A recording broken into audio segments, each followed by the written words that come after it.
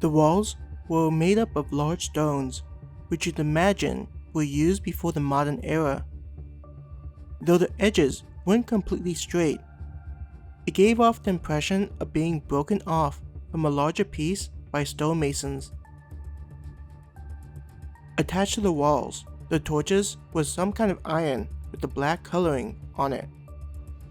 Instead of the light coming from stones, like the cities they'd visited earlier, it was flames that provided light. Hannah tried to figure out what was providing the fuel for the flames, but there was no way to see from just looking at it.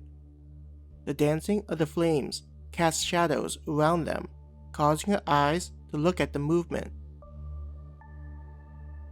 What Hannah did notice was the air. The energy isn't as strong around us, she said out loud to herself. I noticed that too. It makes it easier to move around compared to that forest. Bill grinned in relief.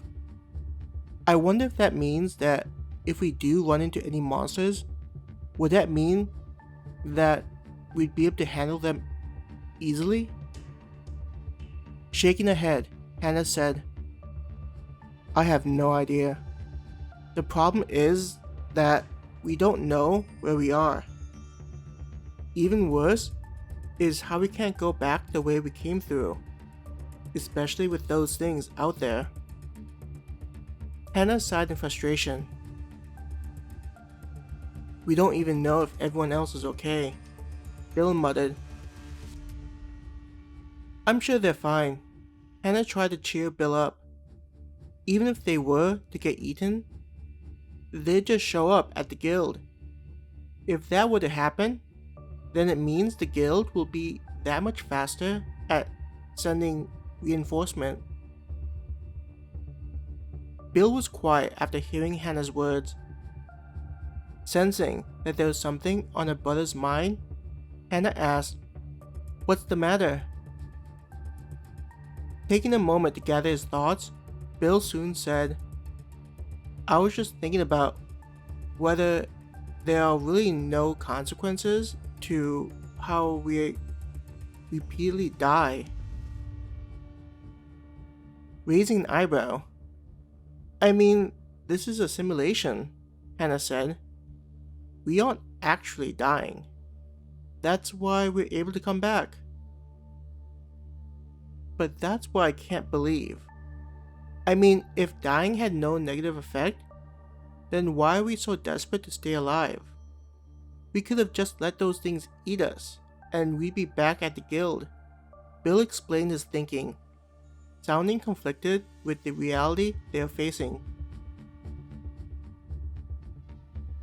Well, I mean, getting eaten isn't a fun experience, Hannah started to say, doubts beginning to form in her mind.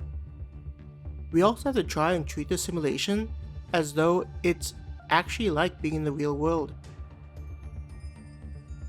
I just know that with each death, I end up having another thing to add and waking up in a cold sweat.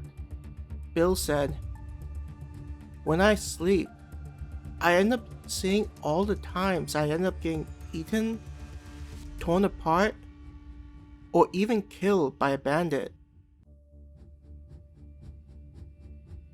I never knew that was happening to you. Hannah was shocked to learn about the experiences Bill was having. Did you tell Tommy?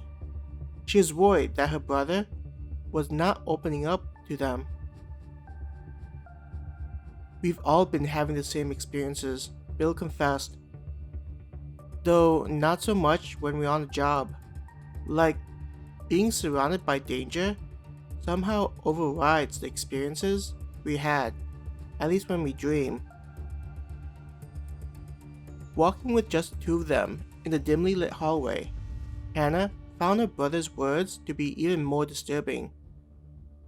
It made her realize how much of a different experience she and Claire had been having inside the underground city, while both of their families were training inside the simulation.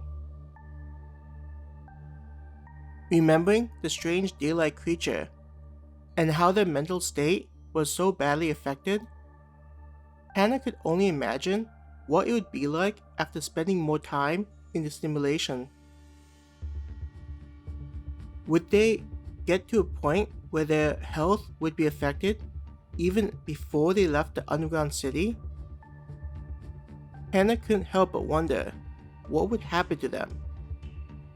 After finding out about Bill's experience, she started to worry if the advantage of being able to come back after death was a blessing or a curse.